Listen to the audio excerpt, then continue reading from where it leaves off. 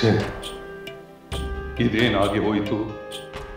ನಾನು ಮಾಡಿದ ಮಹಾ ತಪಸ್ಸುಗಳೆಲ್ಲ ವ್ಯರ್ಥವಾಗಿ ಹೋದವು. ದೇವೇಂದ್ರನನ್ನೇ ಧಿಕ್ಕರಿಸುವಷ್ಟು ಮಹಾಪರಾಕ್ರಮಿಯಾಗಿದ್ದ ನಾನು ಇಂದು ಒಬ್ಬ ಸಾಮಾನ್ಯ ಮನುಷ್ಯನಿಂದ ಪರಾಭವನಾಗಿ ಬಿಟ್ಟೆನಲ್ಲ.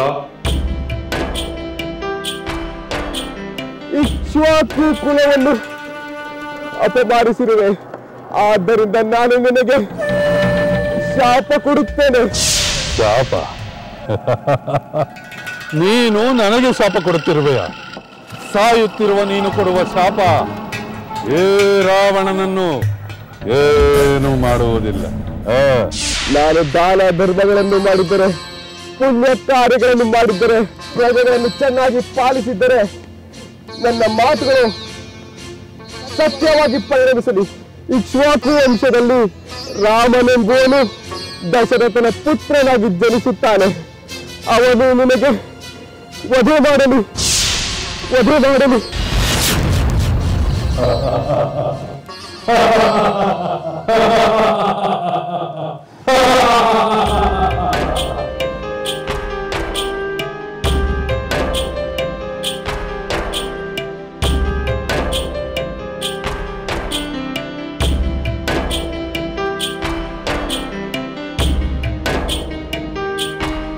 ಈ ಜನ್ಮದಲ್ಲಿ ಈ ದೇಹದಲ್ಲಿ ಪಡೆಯಲಾಗದ ಪುರುಷೋತ್ತಮನ ಪ್ರೇಮವನ್ನು, ಅವರ ಪಾದ ಸೇವೆಯನ್ನು ಮಾಡುವ ಅವಕಾಶವನ್ನು ಮುಂದಿನ ಜನ್ಮದಲ್ಲಿ ಮುಂದಿನ ದೇಹದಲ್ಲಿ ಪಡೆಯುತ್ತೇನೆ.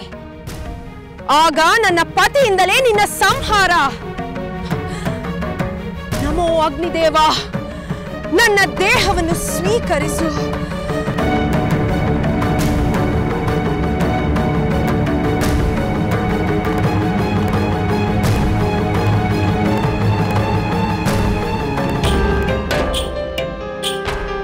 ಹಿಂದೆ ಆ ವೇದವತಿಯನ್ನು ನನ್ನ ವಶವಾಗುವಂತೆ ನಾನು ಬಲಾತ್ಕರಿಸಿದಾಗ ಅವಳು ನನಗೆ ಶಾಪ ಕೊಟ್ಟಿದ್ದಳು.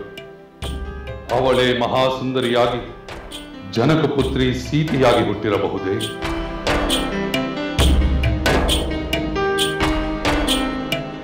ಅಮಾತ್ಯರೇ, ಮಹಾಪ್ರಭು. ಅಮಾತ್ಯರೇ, ನನ್ನ ಹಿಂದಿನ ಶಾಪಗಳೆಲ್ಲ ಈಗ ನನಗೆ ಭಯದ ಭೂತವಾಗಿ ಕಾಡುತ್ತಿವೆ.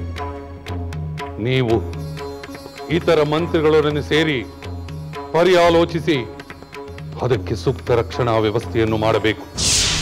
ಹಾಗೇ ಆಗಲಿ ಪ್ರಭು. ಎಲ್ಲಕ್ಕಿಂತ ಮೊದಲು ನೀವು ಮಾಡಬೇಕಾದ ಪ್ರಮುಖ ಕಾರ್ಯ ಹೊಂದಿದೆ. ದೇವದಾನವರ ದರ್ಪವನ್ನು ಅಡಗಿಸಬಲ್ಲ, ಬ್ರಹ್ಮಶಾಪದಿಂದ ನಿದ್ರಾ ಪ್ರವಾಸನಾಗಿರುವ ಆ ನನ್ನ ಸೋದರ ಕುಂಭಕರ್ಣನನ್ನು ಮೊದಲು ಎಚ್ಚರಿಸಬೇಕು. ಖಂಡಿತ ಎಚ್ಚರಗೊಳಿಸುತ್ತೇನೆ ಪ್ರಭು. ನಗರದ ದ್ವಾರಗಳು, ಪ್ರಾಕಾರಗಳ ರಕ್ಷಣಾ ವ್ಯವಸ್ಥೆ ಇನ್ನಷ್ಟು ಭದ್ರವಾಗಬೇಕು. ಹಾಗೆ ಆಗಲಿ ಪ್ರಭು. ಇಲ್ಲಿ ನಾನು ಚಿಂತಿತನಾಗಿ, ದುಃಖಿತನಾಗಿ, ಅಪಮಾನದ ನೋವಿನಲ್ಲಿ ತಳಮಳಗೊಳ್ಳುತ್ತಿದ್ದರೆ ಅಲ್ಲಿ ಆ ನನ್ನ ಸೋದರ ಕುಂಭಕರ್ಣ ಇದಾವುದರ ಪರಿವೆಯೂ ಇಲ್ಲದೆ ನಿದ್ರಾ ಸುಖದಲ್ಲಿ ಮೈಮರೆತಿದ್ದಾನೆ.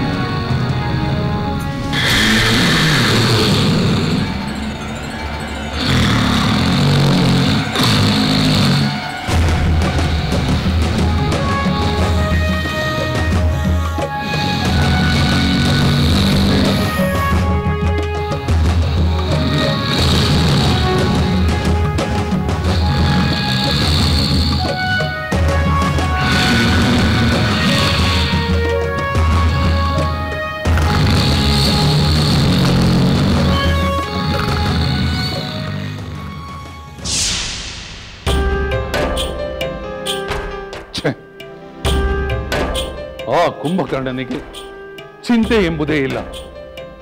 ತನ್ನ ಸೋದರನಿಗಾಗಲಿ ಈ ಲಂಕೆಗಾಗಲಿ ಬಂದಿರುವ ಆಪತ್ತಿನ ಅರಿವೇ ಇಲ್ಲದಂತಹ ಘನವಾದ ನಿದ್ರೆ ಅದು. 6 ತಿಂಗಳು ಎಚ್ಚರ, 6 ತಿಂಗಳು ನಿದ್ರೆ, ಯಾವ ಪುರುಷಾರ್ಥಕ್ಕಾಗಿ? ನನ್ನೊಡನೆ ಮಂತ್ರಾಲೋಚನೆ ಸಭೆ ನಡೆಸಿ ಹೋಗಿ ಮಲಗಿದ್ದಾನೆ. ಅದಿನ್ನೂ ಹೆಚ್ಚು ಕಾಲ ಆಗಿಲ್ಲ ಅಲ್ಲವೇ?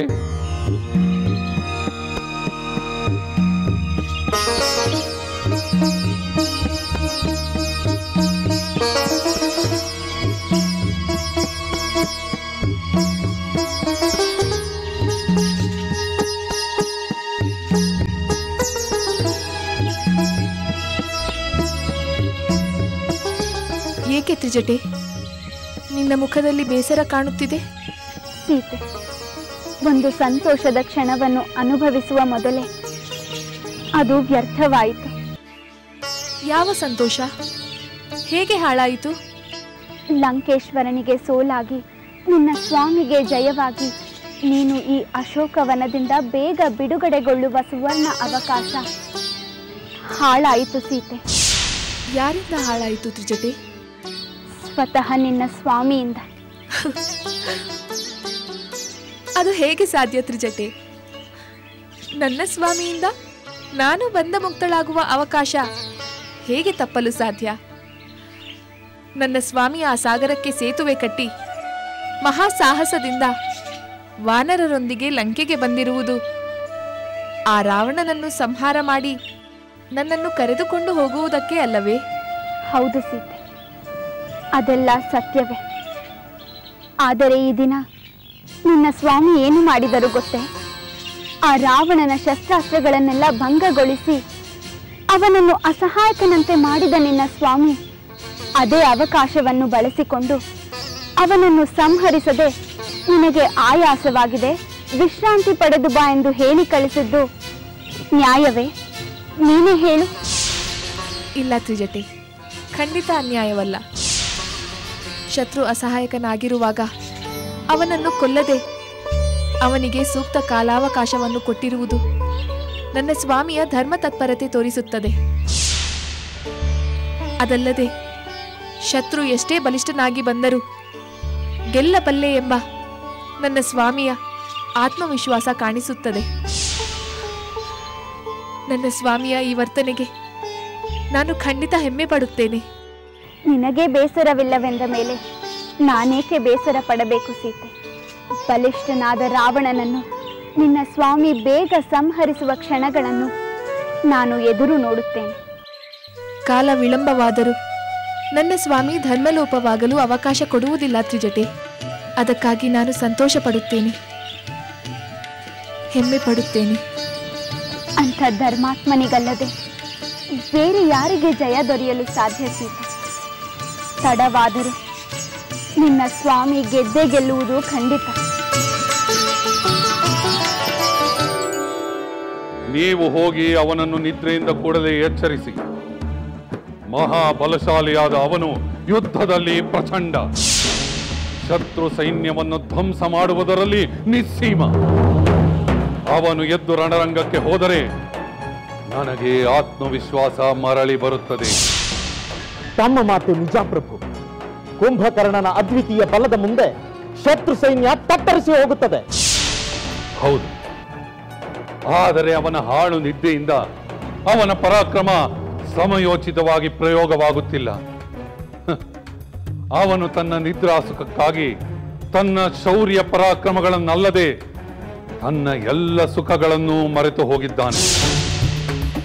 ಈಗ ಅವನು ಎಚ್ಚರಗೊಂಡು ಶತ್ರು ಸೈನ್ಯವನ್ನು ಧ್ವಂಸ ಮಾಡಬೇಕು.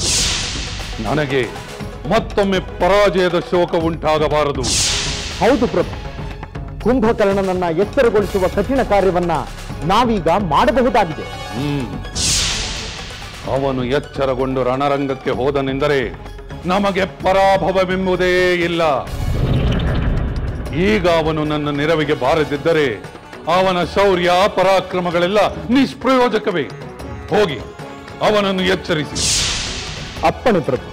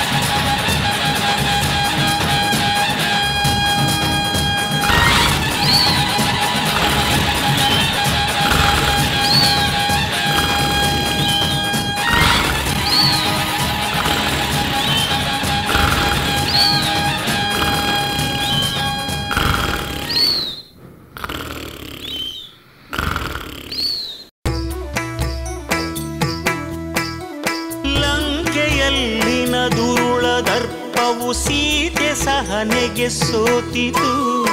ಅಂಕೆ ಇರದ ಅಸುರ ಕುಲವು ರಾಮ ಬಾಣಕ್ಕೆ ಅಡಗಿತು. ದೂರವಿರಲಿ ಸನಿಹವಿರಲಿ ರಾಮ ಹೃದಯ ನಿವಾಸಿನಿ. ಯುಗವು ಯುಗವು ಸಾಗಲಿ ಅಕಳಂಕ ಪ್ರೇಮ ಪ್ರಬೋಧಿನಿ. ಅಮರ ಗಾಧೆ ಧರಣಿ ಜಾತೆ ಸಾಧ್ವೆ ಸೀತೆ ಸುಚರಿತೆ. ಸಹನ ಶಕ್ತಿ ಪತಿಯ ಭಕ್ತಿ ಲೋಕಮಾನ್ಯ ವಂದಿತೆ.